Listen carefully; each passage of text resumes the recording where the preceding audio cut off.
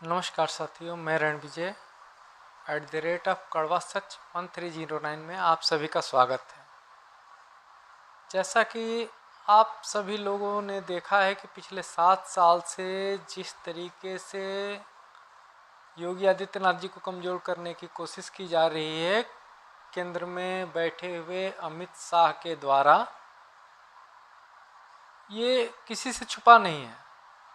कोई स्वीकार करे कोई ना करे, ये एक अलग विषय है, लेकिन देश का एक एक व्यक्ति और भारतीय जनता पार्टी का एक एक कार्यकर्ता इस बात को भली भांति जानता है कि योगी आदित्यनाथ जी को परेशान करने के लिए किस किस तरीके के षड्यंत्र अमित शाह द्वारा रचे जा रहे हैं। इसका कुछ उदाहरण मैं लाइन बाय लाइन आपके समक्ष रखूंगा और मुझे पूरा विश्वास है कि इसमें आपकी सहमति होगी। सबसे पहले 7 लोगों की एक टीम तैयार की गई इन 7 सालों में, जिसको एक चक्रव्यूह के रूप में बनाकर और महाराज जी को घेरने का प्रयास किया गया, है ना। अब उस 7 लोगों की टीम कौन कौन सी थी, कौन किस पोस्ट पे थे, कौन कहाँ स्थापित किए गए, किसको बिसात के रूप में कहाँ बिठाया गया, है ना। शतरंज के जो गोटियाँ बिठाई जाती है ना घेरेबंदी के लिए, तो वो कैसे कैसे इन्होंने बिठाई वो एक एक कर मैं आपको बताता हूँ। सबसे पहले तो इन्होंने उत्तर प्रदेश सरकार में 5 लोगों को रखा। वो 5 लोग कौन कौन है भाई? सिराधु से चुनाव हार कर आए केशव प्रसाद मौर्य दूसरी बार वाले में, 2022 वाले में। पहली बार तो जीते थे चुनाव, तो केशव प्रसाद मौर्य एक हो गए जो अमित शाह के एकदम खासम खास हैं। दूसरे हो गए ब्रजेश पाठक। तीसरे हो गए आपके AK शर्मा जो गुजरात बैच के IAS ऑफिसर थे, नरेंद्र मोदी के काफ़ी करीबी माने जाते हैं। उसके बाद भाजपा से बाहर के सहयोगी पार्टियों के 2 लोग, एक तो भारतीय जनता पार्टी में ही हैं दारा सिंह चौहान जो सवर्णों के धुर विरोधी, और ओम प्रकाश राजभर। ऐसा माना जाता है कि इन लोगों की बनती नहीं कभी योगी आदित्यनाथ जी से। ये खुला सवर्णों को गाली देने का काम करते हैं दोनों लोग। इन 5 लोगों को मंत्रिमंडल में शामिल कराया गया पिछले 7 सालों में। 2 लोग और बच रहे हैं। आप कह रहे होंगे कि भाई वो बाकी 2 कौन है? क्या वो इतने प्रभावी थे कि योगी जी के सरकार को डिस्टर्ब कर सकें, उस पर प्रभाव डाल सकें, सरकार की छवि को खराब कर सकें? जी हाँ, वो दोनों लोग इतने प्रभावित थे।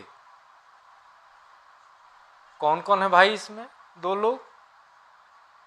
एक है आपके सुनील बंसल जी।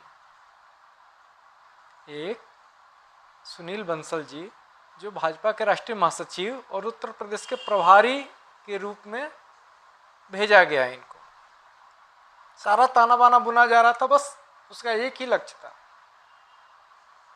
महंत योगी आदित्यनाथ जी को परेशान करना, उनकी घेरेबंदी करना। और किसके माध्यम से करना? किसके माध्यम से? कोई माध्यम तो होगा ना। ये तो मंत्रिमंडल में 5 लोग हो गए, बाकी माध्यम कौन है जिसके सहारे सुनील बंसल केंद्र की बात को रखवाते और योगी जी को परेशान करते, बदनामी योगी जी की होती? तो वो है IAS अधिकारी उत्तर प्रदेश के पूर्व मुख्य सचिव दुर्गा शंकर मिश्रा जी। तो दुर्गा शंकर मिश्रा जी का काम ये था कि सुनील बंसल को जो भी निर्देश दिल्ली से मिलता था, नहीं सीधे तौर पे कह रहा हूँ, अमित शाह के माध्यम से जो भी निर्देश सुनील बंसल को प्राप्त होता था, सुनील बंसल उसे इम्प्लीमेंट कराते थे दुर्गा शंकर मिश्रा के माध्यम से। जैसे किसी की ट्रांसफ़र पोस्टिंग करानी है, किसी का कुछ कराना है, प्रशासनिक फेरबदल कोई कराना है, इसमें योगी जी का नियंत्रण नहीं था। पिछले 7 सालों तक नहीं था। अब जब से मनोज कुमार सिंह हुए हैं तब से ऐसा माना जा रहा है कि ये व्यवस्था योगी जी के हाथ में आई है, जबकि इसे भी इस बार भी दुर्गा शंकर मिश्र को पुनः एक्सटेंशन देने की कोशिश की जा रही थी, लेकिन महाराज जी अड़ गए आर्य पार पे। भाई नहीं रखेंगे इस बार किसी हाल में, क्योंकि वो जान रहे थे कि ये क्या ताना बाना बुना गया है ना। ये 7 सालों में समझ चुके थे योगी जी कि सारा ताना बाना किस लिए बुना गया है। अगर कोई प्रशासन के लोग किसी को परेशान करते हैं तो बदनामी योगी जी की होती है, किसी कार्यकर्ता की अपेक्षा होती है तो बदनामी योगी जी की होती है कि योगी जी तानाशाह हैं, योगी जी अपने कार्यकर्ताओं पर ध्यान नहीं देते, योगी जी के अधिकारी सुनते नहीं कार्यकर्ताओं की। अरे अधिकारी कैसे हो गए योगी जी के? अधिकारी को चलाने वाला व्यक्ति तो अमित शाह का बंदा है, अमित शाह ने उसे बिठा रखा है, तो योगी जी के कैसे हो गए वो बात क्यों योगी जी की सुनेगा भाई? उसको तो गृह मंत्रालय से सीधे निर्देश मिलता था सुनील बंसल के माध्यम से, और जो गृह मंत्रालय से निर्देश मिलता था वो लागू किया जाता था उत्तर प्रदेश में। पूरे 7 सालों तक लगातार इन 7 लोगों का ये काम था कि योगी सरकार को बदनाम करना। योगी सरकार को बदनाम करने में इन्होंने कोई कोर कसर नहीं उठा रखी। उसका परिणाम 2022 के विधानसभा चुनाव में जनता ने दिखा दिया। 2022 के विधानसभा में जो सबसे ज़्यादा उछल कूद कर रहे थे केशव प्रसाद मौर्य, उनको सिराधु की जनता ने उनकी औकात दिखा दी। हाँ जी हाँ, औकात दिखा दी सिराधु की जनता ने, क्योंकि योगी जी एक ऐसे जननायक बन के उभरे हैं, ऐसे जनसेवक बन के उभरे हैं, लोगों के बीच में उनकी एक ऐसी छवि है कि सिराधु की जनता भी उनसे प्यार करती है। और सब लोग देख रहे थे कि केशव प्रसाद मौर्य कैसे छल कपट कर रहे हैं, तो इसका परिणाम जनता ने उन्हें दिखाया।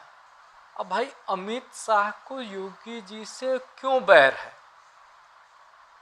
एक मुद्दा है, बड़ा मुद्दा है, क्यों बैर है? अब आइए इस मुद्दे पर क्यों बैर है। इस बार का लोकसभा चुनाव ले लीजिए। इस बार के लोकसभा में नरेंद्र मोदी जी के बाद भाजपा के सबसे बड़े स्टार कैंपेनर योगी आदित्यनाथ जी थे। जहां नरेंद्र मोदी ने कुल मिलाकर 206 जनसभाएं की, वहीं महाराज जी ने 204 जनसभाएं की। तीसरे नंबर पे अमित शाह का नंबर था। अमित शाह ने 188 जनसभाएं की। राजनाथ सिंह चौथे नंबर पे आ गए, 101 जनसभाएं। सबसे बड़ा चुभने का योगी जी, जैसा कि मैंने टाइटल दे रखा है इस वीडियो का कि क्यों चुभते हैं योगी जी, तो चुभने का मेन कारण ये है कि वहाँ गद्दी दिखाई दे रही है कि मोदी जी के बाद तो अब योगी जी को देश की जनता मान रही है, तो फिर मेरा क्या होगा? अमित शाह जी, बहुत स्पष्ट शब्दों में कह रहा हूँ, गौर कीजिएगा, ध्यान दीजिएगा अगर ये वीडियो आप तक पहुँचे तो। अमित शाह जी, आप क्या चाह रहे हैं कि जब योगी जी प्रधानमंत्री के रूप में स्थापित हों तो आपको मार्गदर्शन मंडल में डाल दिया जाए, जैसा कभी अडवाणी जी को और मुरली मनोहर जोशी जी को डाला गया था आपके देश के चहेते प्रधानमंत्री नरेंद्र मोदी जी द्वारा? आप इसी तरीके से अड़ंगा डालेंगे, उसमें मैं नरेंद्र मोदी जी की पूरी गलती नहीं मानता, क्योंकि उसमें उस समय अड़ंगा डाल रहे थे अडवाणी जी। राष्ट्रपति बनना उनका समझ में आता है कि राष्ट्रपति बना दिया जाता, वो एक अलग विषय है, उस पर कभी बाद में चर्चा होगी। लेकिन वो प्रधानमंत्री के दौर में कहीं से नहीं थे, इसलिए कि उनकी उम्र इसकी गवाही नहीं दे रही थी। वो पीएम इन वेटिंग रहे और पीएम इन वेटिंग ही रह गए। तो क्या आप भी ये चाहते हैं कि पीएम इन वेटिंग ही रह जाएं? इज्जत से सत्य को स्वीकार कर लीजिए। गुजरात के गांधीनगर से आप भी चुनाव लड़ रहे हैं और गुजरात के गांधीनगर से आडवाणी जी भी चुनाव लड़ते थे। तो आपको ये समय रहते समझ लेना पड़ेगा कि आप कहीं से भी देश में लोकप्रिय नहीं है प्रधानमंत्री पद के लिए मोदी जी के बाद।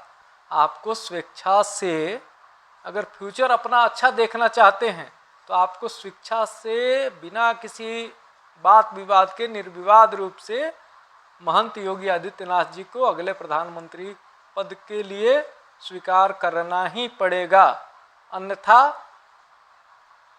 2029 में मार्गदर्शक मंडल में जाने के लिए तैयार रहिए। धन्यवाद।